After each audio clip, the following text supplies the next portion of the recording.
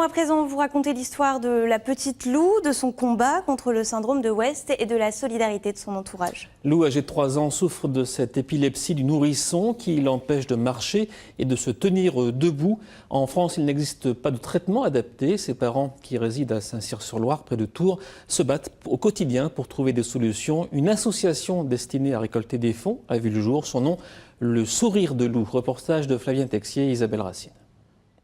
Penche-toi à droite, penche-toi à gauche. Vas-y. Allez. Oui, voilà. C'est bien. 2 fois par semaine, Lou a rendez-vous chez une orthophoniste. Elle connaît bien la petite fille. Ça l'aide à retrouver un meilleur axe et à parfaire ses difficultés. Vous voyez qu'elle est très hypotonique. Elle est très molle, elle a des difficultés à se tenir et donc c'est également un travail de coordination et donc un travail pour la posture, mais le but est le langage. Voilà, très bien ma puce. Lou est atteinte du syndrome de West, une forme rare d'épilepsie du nourrisson. C'est une épilepsie très rebelle. Et donc, dont Lou souffrait aussi quand elle était petite, mais c'est passé un petit peu inaperçu au départ. À chaque séance, sa maman est présente. Elle a fait le choix de laisser son travail pour s'occuper d'elle en permanence. Oui, c'est Noé. Oui, il est là, Noé. Ce jour-là, entre 2 rendez-vous, le papa de Lou vient prêter main forte. Tiens Lou, on rentre à la maison. Aujourd'hui, il n'existe pas de traitement approprié et en France, pas de structure adaptée. Du coup, ses parents se sont tournés vers un centre implanté en Espagne.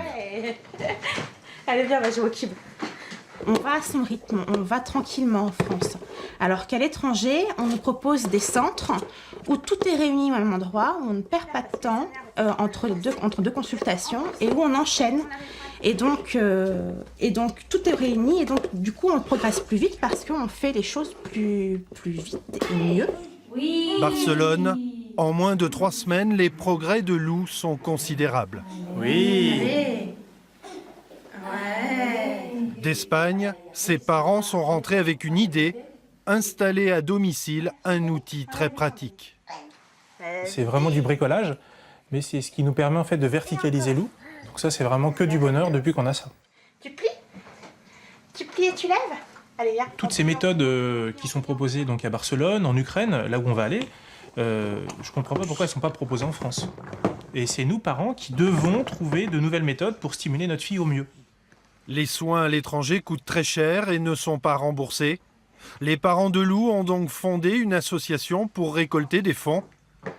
Un combat permanent pour lui offrir un jour une vie meilleure.